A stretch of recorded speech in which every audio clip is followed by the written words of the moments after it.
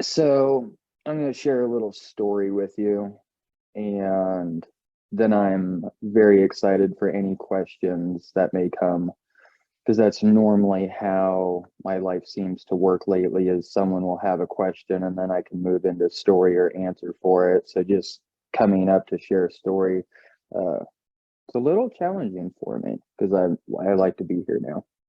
So September 15th, 1982, this body came to join everyone here. I love people ask me, they're like, where are you from? And I like to say this body was organically manufactured in California. I think it's fun to add humor and comedy to everything in life. Being raised in Scientology for the first really 18 years of my life gave me some really good principles. The ones that still stick out is exchange and abundance. So when something was asked of me, and if I was following that, if this much was asked of me, I wanted to give this much. For one, it felt good, and two, it's what I would want to receive myself. So we all have our trauma stories, and I feel like we could all share happy joy stories, and there will be some of those, but really being able to connect at a level of the painful things that we've experienced. And the first one that I remember started or happened when I was 7 years old. My dad owned a machine shop that I worked with him in, and the IRS was coming to visit him for something, and my dad had a camper truck, and there was a neighboring shop, and the guy, his son was 14, I was 7, and I was raped for, I don't really remember the whole thing, but it was the first introduction to the world of sex, and had forgot about it for a long time. And then when I was 12, I was molested by my cousin. When I was 21, so when I was raped when I was 7, that was in Los Angeles, California. And when I was 21, I was at a bar in Tampa, Florida. And I was talking to these two girls, and this guy comes up and joins, and I introduce myself as Rex, and he goes pretty much paper white. And at that moment, I knew exactly who it was. And the two girls are starting to get a little weird and be like, all right, what's going on? And I'm like, man, the past is the past. It's okay. Can I buy you your next beer? And he was shocked.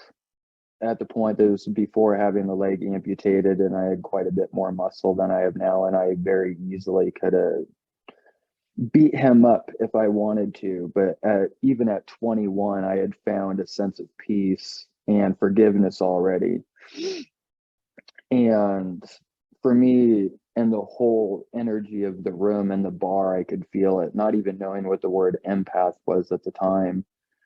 And it was just very exciting for me to be able to have that sense of, here's this person that I could tell that had been holding on to something for 14 years at this point, and for it to be completely as is, neutralized, healed, felt really good. And humbling experience. From there, let's see.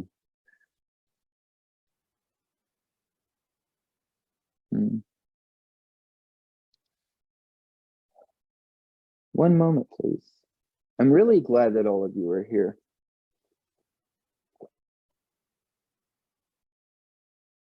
One of the things that being raised in Scientology, as I'm sure that anyone can relate to that's born into a religion, is you're kind of taught that this is the only way. And it's interesting with Scientology, they're very open to belief and searching of consciousness. There's a lot of wisdom that, if someone actually looked over what Hubbard wrote, would be very easy to align it with a lot of spiritual books that I'm sure that most of us are used to.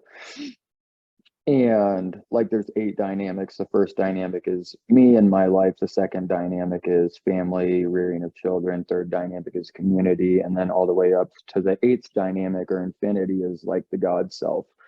And so it's fun having these little seeds growing up, and but the wanting to seek and promoting seeking, but also don't look out there. So for the first 18 years of my life, I realized that, or I was held within this box. And at around the age of 18, I started to realize I'm like, this,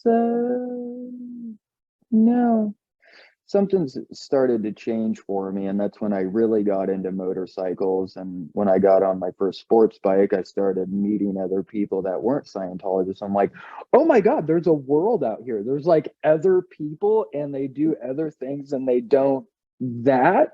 Oh, this is super exciting. So I got even more into motorcycles, and it got to the point to where I was spending no time in Scientology whatsoever. um, by that point, my mom was still very involved in it, is still very involved in it. And my dad had started to pull away and was starting to also tell me things where the church was changing what Hubbard had written. And me, I apparently like to talk a whole lot, especially back then. And if there's something with corruption happening, I want to expose it, because even at the time, from the age of like 13, 14, all I did was care about service. I was out of all the kids and all the Scientology families, all the parents said I was the favorite one because all I wanted to do is help everyone out. And that's still where I find myself.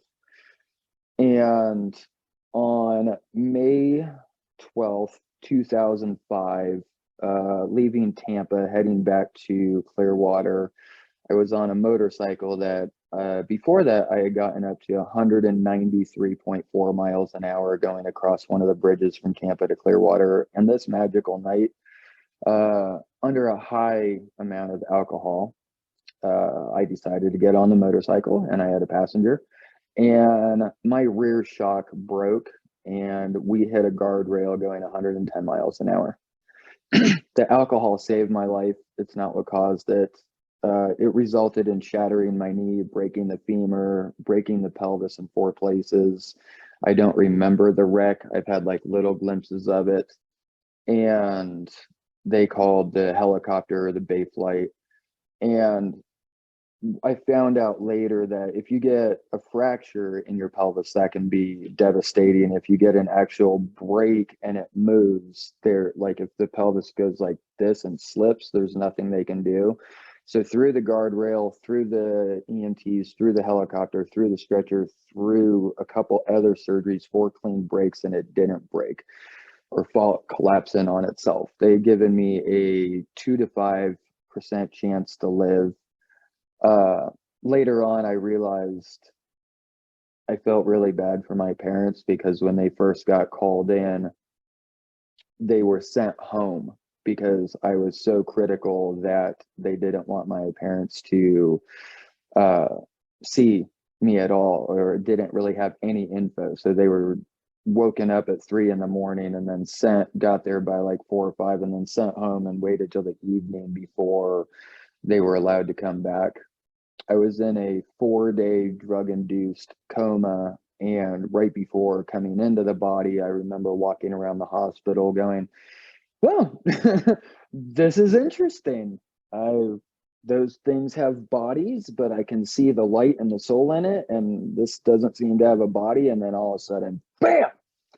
And I had the tracheal tube down my throat, and I came into the body, and I didn't know who I was, where I was, or what I was. And I was fully aware of everything. Like in that song with the video, the entire universe, 93 billion light years perceivable, trapped into an itsy bitsy teeny tiny body, or like Aladdin, big genie, little lamp. And it absolutely terrified me. And my parents and the doctors were, oh, Rex, he's here. And when I was hearing the name Rex, I'm like, what? I didn't know who they were talking to. I didn't recognize my parents. I didn't recognize doctors. I didn't even know what I look like.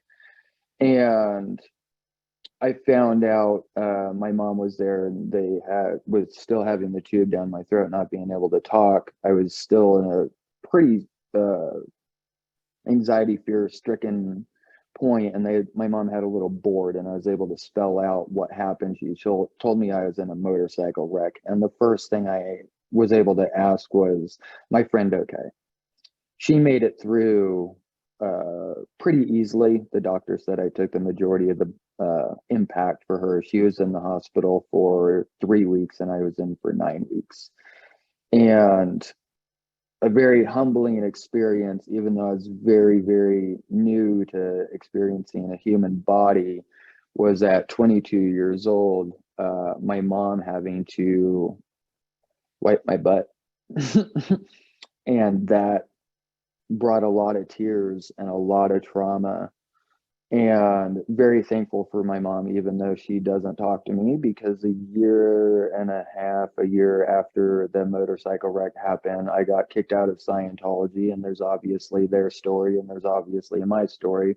My story is I was starting to even more tell people that the church was starting to highly edit Hubbard's works, kind of like a lot of people know that the Bible's been edited. So I went around telling all the Scientologists I knew what they were doing. So that's why I feel that I got kicked out. And having the prosthetic, I got back on the motorcycle in 2007 near the end.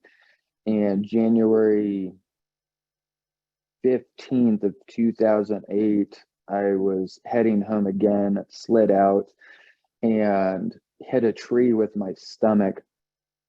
And I remember starting to slide. I don't remember sliding. I remember right after I hit the tree, coming to, ripping my helmet off. And I laid there and I'm like, I know if I don't call 911, I'm going to die. And I was very much entertaining that thought because I had, even before hearing the word intuition, I had this intuitive sense of I had done some good damage. Like this scar right here is from the motorcycle wreck, and then that's right here the resulting scar. So I had split my intestine, broke my pancreas, and spent 3 months in the hospital, had 7 feet of my intestine cut out, ended up having a colostomy bag. And I feel like this story is relative. When I was in the hospital, I woke up on a stretcher with 2 legs, no tattoos, nothing wrong with my stomach, in the back of a military cargo jet. And we're mid-flight. I could hear the engines, hear the vibration. Looking around, I got excited. I had a couple straps on my arms, and I'm like, I need to go see what's going on. This is very exciting. And so I get up, and as I'm starting to get up, I pull the straps off, and the alarms start going off, which I get even more excited. Uh, and as I'm going to lean up, it takes 3 to 5 seconds that the back of the military cargo jet changes. It like dissolves into the hospital room. The leg dissolves, the tattoos materialize, the stuff with the stomach happens, and I'm now in a hospital room. And the nurse comes running in saying, Rex, what are you doing? Why are you doing that again? And at that moment, I just lost it, completely fell into like apathy, grief, frustration, anger, rage, all of it, because I realized in that moment I had done it before and it wasn't a dream. Ever since that moment, I've questioned all of reality, uh, having an understanding that none of this is actually physical, it's all spirit, which I learned through words later. After getting out of the hospital, having the colostomy bag for a year and a half, I was not able to go back to my dad's machine shop right away.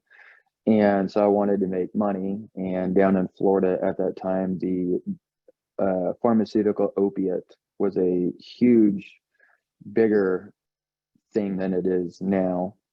And I went to pain management, came home, took one muscle relaxer, one painkiller, and half an hour later, I said, oh shit. That oh shit lasted for a year and a half, including 8 overdoses, 5 of them resulting in going to the hospital. I got clean for 32 days, relapsed, and my last overdose, I was out on the back patio and my sister comes up. She's like, Rex, are you okay? And I remember waking up in the hospital and I lost it again. I'm like, all right, Dad, you can pay for my rehab. That is totally fine. I knew that I wasn't going to be able to do it myself. So I put my tail between my 1.2 legs and said, okay. And the rehab I went to is a sauna based program, was perfect. It was friends of the family who they were also kicked out of Scientology. And I spent 22 days there. And there I was introduced to The Secret, what a lot of us were introduced to. And I'm like, oh my God, I get to create my own reality. This is amazing because I hate my life and now I get to have a new one. I've and I laugh at that now, but it was a perfect starting point. And I realized that from how I've perceived it, what is taught in The Secret is a very good, it's like elementary school of spirituality, and everyone will graduate it. And from there, I moved to Ohio after rehab to stay away from Florida. One of the things that Narcotics Anonymous or AA promotes is change your people, places, and things. And my family in Ohio is all second cousins and stuff like that. We're very Christian, Bible Belt, stuff like that. And so they asked me to go to church. And I'm like, y'all are insane. Like, you want me to go to church? Either I'm going to light on fire or the church is going to light on fire. Uh, no, I don't think that's very smart, but I did. And one experience is a couple months later, the kids asked me to be a part of the Christmas play and they wanted me to be Archangel Michael. And I thought they were really ridiculous for wanting me to be an archangel. Here I am, a couple months after getting clean, thinking I'm more like the devil than anything close to an angel, but I said yes. And after one of the rehearsals, me and a friend there that was about my age, he's one of the parents. He's like, hey, do you want to watch a movie? And I'm like, yeah, sure, totally. He's like, have you seen Passion of the Christ? And I said, no. And so we watched that. And at the end of it, there's Jesus on the cross with the name Rex, and it hit me. And afterwards, we started praying. And for me, it was like, all right, yo, Jesus, I've heard a lot about you. If you're real, something, just let me know. And all of a sudden, I felt hands grab my heart and hold my heart and say, keep going. And I think that was the first time I ever cried in a feeling completely enveloped in love. It was earth shattering, reality shattering, and it was the first spark of motivation I had to keep going.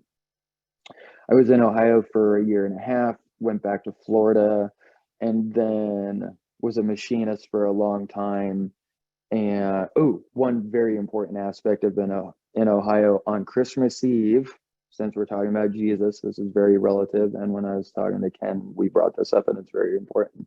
Christmas Eve at a little bar, a friend of mine asked me for some money at the bar. And I said, why? He's like, I'm like, you're on an open tab. And he's like, no, this is for something else. I'm like, what? He's like, acid. I'm like, what's that? He's like, LSD. Now, being raised in Scientology, I was told that every psychedelic is a big no-no. So after being kicked out and having some years away and then having many other drug experiences, I'm like, oh, I finally get to do Scientology's least favorite drug. Yeah, bring it on. And so I give him the money and he's off flirting with a girl. And it starts kicking in and I just start giggling because everything is growing in thickness, and the wood table, I feel like I could poke my finger through it, but I couldn't. And as the bar was closing, I walk out, there's one street light and it's snowing. And at that moment I look up and I can I can feel it still, and just going, oh my God, there is so much more to this than I had any idea. And that's when my journey with psychedelics started. I moved back to Florida. I experienced mushrooms for the first time. I ended up eating 4 times more than I was recommended to. I ended up blacking out for 3 hours out of the trip. And when I came back, I went into what is called a psychedelic loop, to where if anyone has seen the movie 50 First Dates and 10-second Tom, I was 10-second Rex for about half an hour. And it was very terrifying. It was no opportunity whatsoever to hold or grasp any aspect of reality. And I later realized that was exactly what I needed. And at that time, I also started going to more like the rave party scenes in Tampa, Florida, experiencing MDA or sassafras, also ecstasy in the same category, more LSD, mushrooms, DMT, uh, MDMA, and quite a few others, kind of irrelevant. But the big category of self exploration started, and I started to notice that my friends were staying in this party scene, and I was like, no, there's more that's calling me. And a friend of mine that I met in Florida had moved to Ashland, Oregon. And one day, as I went from job to job to job, he calls me up and he's like, hey, Rex, you want to move to Ashland, Oregon? I'm like, yes, life is falling apart here. I would love to. He's like, cool, I'm going to move you out here and we're going to go to festivals and we're going to sell art. And he's like, I need a Sprinter van, so find me one. I'm going to wire you the money.